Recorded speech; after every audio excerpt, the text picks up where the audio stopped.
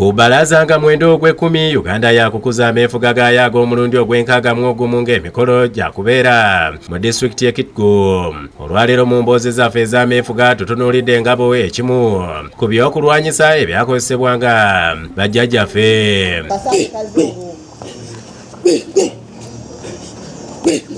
Bwe baabanga mu lutalo oli aleese effumu n'olyewoma kwe tuyita okutala.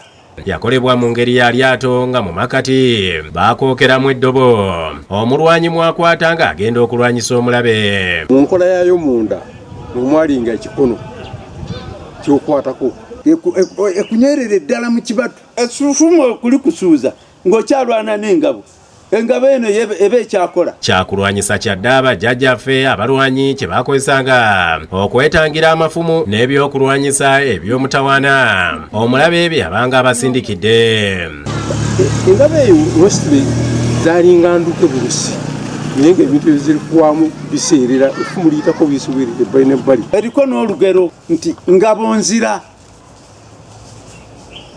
ejjula biwundu. Muzeeyi Isaaka Lutaaya atubuulidde nti engabo okusinga yatangiranga nnyo effumu ly'omulabe obutakufumita mu kifuba. Engabo waggulu ebeera nsongovu wakati wano negaziira ddala bulungi kutaasa wansi waggulu bukiika eno. Abasajja abo basinganga kutaasa kifuba eno mu magulu eno nga tebafaayo. Okuweebwa omuntu yenna yasookanga kutendekebwa engeri y'okugikozesa era okuva edda n'edda yakozesebwanga n'effumu era omulwanyi yasobolanga okugikyusa n'agiggya mu mukono ogumu n'agizza mulala nga yeerwanako. Era nga oli agiranga bwatu awo mbadde ntwala kwega oli n'akakasa twabadde atwala ateebyewo engabo tejja kumutwala.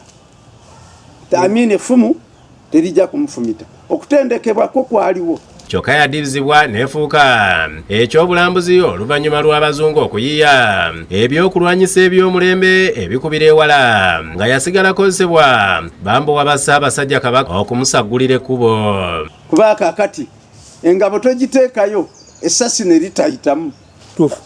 Awo omugaso gw'engabo mu lutalo ne guggwa. Kakati abazungu bate ne batuleeterawo ekikopo naye ng'engabo wano yawangulwanga. Enfuuka ya mikolo ani akyalwana wanyisa omundu ayimirira ku bisasi. Kibuuka lumu yakusakidde guli lino ku lwa Bukedde TV.